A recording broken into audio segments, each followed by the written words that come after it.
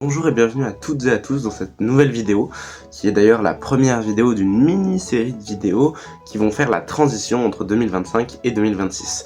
Du coup, dans cette première vidéo, on va revenir sur tous les films que j'ai découverts en 2025, donc non pas les films qui étaient déjà sortis les années précédentes et que j'ai vus en 2025, mais les films du coup qui sont sortis en 2025 et que j'ai vus. Du coup, je les ai classés en 4 catégories.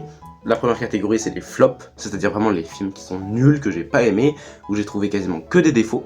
La seconde catégorie, c'est les films surcotés, c'est-à-dire les films qui sont quand même sympas, qui ont quand même quelques qualités, mais qui ont été trop appréciés par rapport à ce qu'ils sont réellement selon moi. Ensuite, les films sous-cotés, donc les films qui ont été un peu laissés de côté, un peu critiqués ou un peu blâmés, alors qu'en vrai, ils sont pas si nuls, voire même parfois ils sont assez sympas. Et les tops, donc mes films préférés de 2025. Faut savoir du coup que ce top est assez subjectif, il y a certains points sur lesquels vraiment je m'étaye sur des trucs très objectifs, mais la plupart du temps c'est uniquement mon avis personnel sur les films, donc voilà. Je vais aussi aller très vite parce qu'il y a beaucoup de films à citer, et encore là j'ai fait une sélection parce qu'il y a plein d'autres films dont je ne vais pas parler dans cette vidéo, donc faut vraiment que j'aille vite sinon la vidéo durera 48 heures. Du coup, on commence directement avec les flops 2025. Il faut savoir du coup que les flops, les tops, etc. ils sont pas dans l'ordre, hein, c'est juste tous les films que j'ai aimés, que j'ai pas aimés, il n'y a pas d'ordre croissant ou décroissant. Le premier film de ce flop 2025, c'est A Big Bold Beautiful Journey. C'est un film avec Margot Robbie. C'est pas très joli, c'est chiant, ça raconte pas grand chose, c'est juste une romance hétéro monotone. Le second film de ce flop, c'est Insaisissable 3. Faut savoir que j'ai pas vu les deux précédents, mais ça me donne pas envie de les voir. C'est assez gênant, c'est pas très palpitant, il y a 2-3 idées de mise en scène un peu perdues de temps en temps, mais sinon on se fait bien chier, mais c'est très très prévisible. Le troisième film de ce flop, c'est Panique à Noël. Un film avec des petits rats en CGI qui veulent faire fuir des humains d'une maison. Je crois que tout est dans le descriptif du film, c'est nul. Ensuite, le fameux, l'exceptionnel Certains l'aiment chauve. Alors j'ai déjà fait une vidéo dédiée à ce film sur ma chaîne que je vous conseille d'aller voir, mais c'est de la merde. Voilà, c'est un film avec Kev Adams qui devient chauve, et où tout l'enjeu est de s'accepter comme tel. Du grand cinéma. Ensuite, on a le film Regarde, c'est un téléfilm TF1 avec Danny Boone qui a un fils qui devient au fur et à mesure aveugle. Alors je pourrais peut-être faire une vidéo plus détaillée sur celui-là parce que j'ai beaucoup de choses à dire sur pourquoi est-ce qu'il est nul. Mais en gros, point positif, il y a quelques plans sympas, enfin tolérables. Point négatif, la tension dramatique échoue totalement, c'est totalement irréaliste. Il y a plein de points qui sont même assez problématiques. Les acteurs jouent mal, bref. C'est un très mauvais film, je vous le déconseille fortement. Le suivant, c'est L'étranger. Alors L'étranger, c'est quand même un peu plus nuancé parce que la première partie du film est quand même assez intéressante, il y a quand même des beaux plans, c'est quand même sympa, il y a quand même la partie du procès, qui a quand même des petites idées, etc. L'acting est pas trop mauvais, même s'il est pas non plus excellent.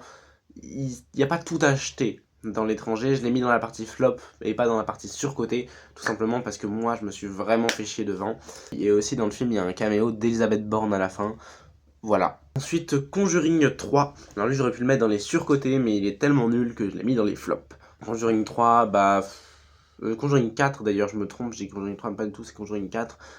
Conjuring 4, tout ce que j'aime pas de la saga Conjuring, beaucoup de blabla religieux, beaucoup de propagande religieuse, très peu d'émotions, très peu de travail, très peu de mise en scène, très peu de visuel, très peu d'acting, bref, rien, un méchant, un antagoniste vraiment nul, genre c'est un miroir qui tourne, ok, enfin genre non, vraiment j'en ai marre, ça me saoule, et il se passe rien, il y a aucune surprise, enfin... Stop, genre stop, non, c'est vraiment ce qu'on fait de pire dans le domaine de l'horreur. Stop, arrêtez la saga Conjuring. Ensuite, Grand Ciel. Alors ça, c'est un film que j'ai vu à l'Étrange Festival, et en gros, c'est des gens qui bossent dans un chantier. Et en fait, le chantier, c'est dangereux. Ensuite, on a Souviens-toi l'été dernier, le reboot. J'ai également fait une vidéo dessus. C'est nul, c'est moche, ça me joue mal, c'est suréclairé, c'est ridicule, et... c'est nul. Le grand déplacement, le titre est cool, Le film ne suit pas. Ensuite, on a F1, le film. Les scènes de vroom vroom sont stylées, tout le reste ne sert à rien. Certains plans sont sympas, mais la plupart sont moches. Brad Pitt joue comme un manche à balai, enfin, c'est nul.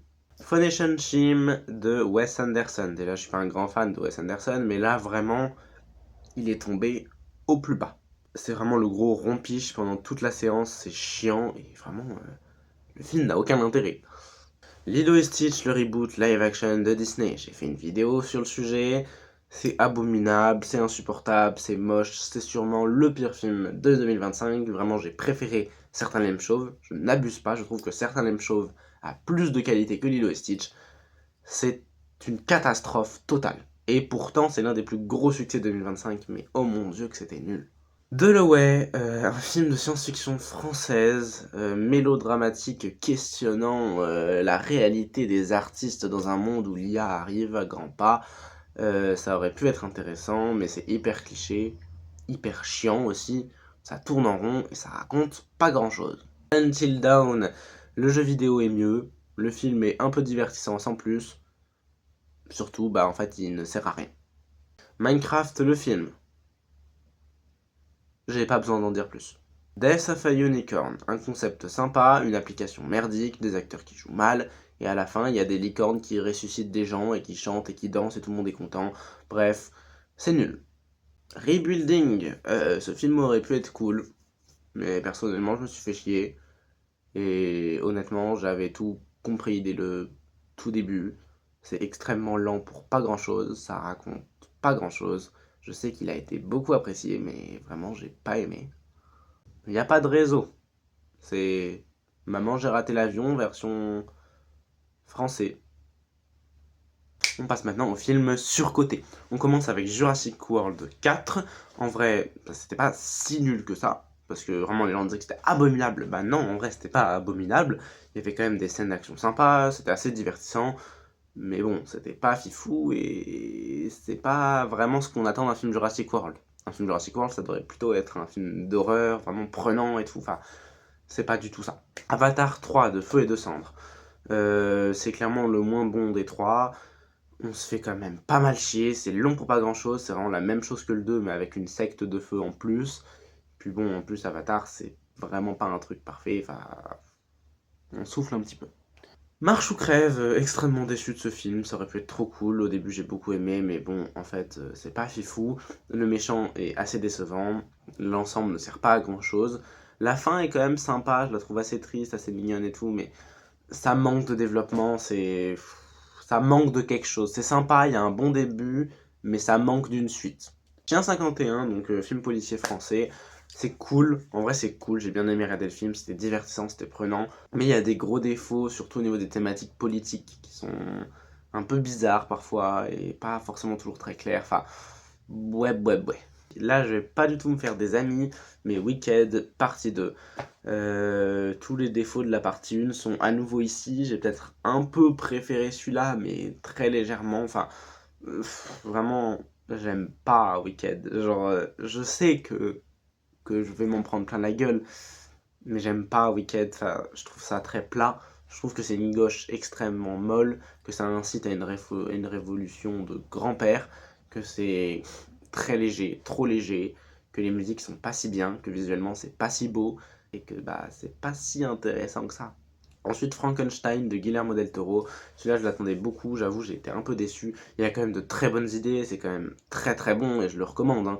Mais c'est très loin de ce à quoi je m'attendais et j'ai quand même été pas mal déçu, surtout que bah ça reste quand même assez basique, surtout pour du Guillermo del Toro qui d'habitude fait des choses un peu inventives. Là, c'est quand même assez classique. Les 4 fantastiques, j'en ai déjà beaucoup parlé, mais très décevant, ça aurait dû beaucoup plus approfondir les thématiques, les débats, les enjeux et tout, et ça l'a pas assez fait. Mais l'esthétique est quand même cool et c'est quand même un bon film, juste j'ai été vraiment déçu. K-pop Demon Hunter, tout le monde en a fait un scandale en disant que c'était excellent, c'est sympatoche, hein, c'est rigolo, les combats sont cool. Là, pour le coup, les musiques sont quand même assez sympas. Mais bon, l'histoire est quand même extrêmement basique, l'humour est pas très fonctionnel, et c'est quand même très classique, genre c'est un groupe de meufs blanches hétéro fines qui combattent un groupe de mecs blancs hétéro musclés, avec des love interest et elles ont un meilleur ami gay. Je trouve ça quand même assez peu inclusif et assez discutable au niveau de la façon de faire. Elio, le dernier Pixar, faut savoir que j'adore Pixar, j'adore l'univers de l'espace, tout ça, les aliens, mais là vraiment j'ai été déçu et j'espère vraiment que le prochain Pixar de cette année, la 2026, sera mieux parce que lui il me hype de fou. Et si vous voulez plus de détails, j'ai fait une vidéo sur le sujet de Elio. I Love Pérou, c'était pas très drôle, mais bon, ça existe. La petite dernière, alors ce film, quand même, il est très sympa et je vous recommande d'aller le voir, mais j'ai été grave déçu parce que la thématique est pas forcément toujours très bien abordée. En gros, ça dit ouais, bah il y a un problème, puis bah voilà. Genre, ça donne pas beaucoup de solutions, ça décortique pas beaucoup le problème, ça dit juste. En fait, on suit juste une meuf, du coup, qui est musulmane et lesbienne, et on voit comment est-ce que c'est compliqué.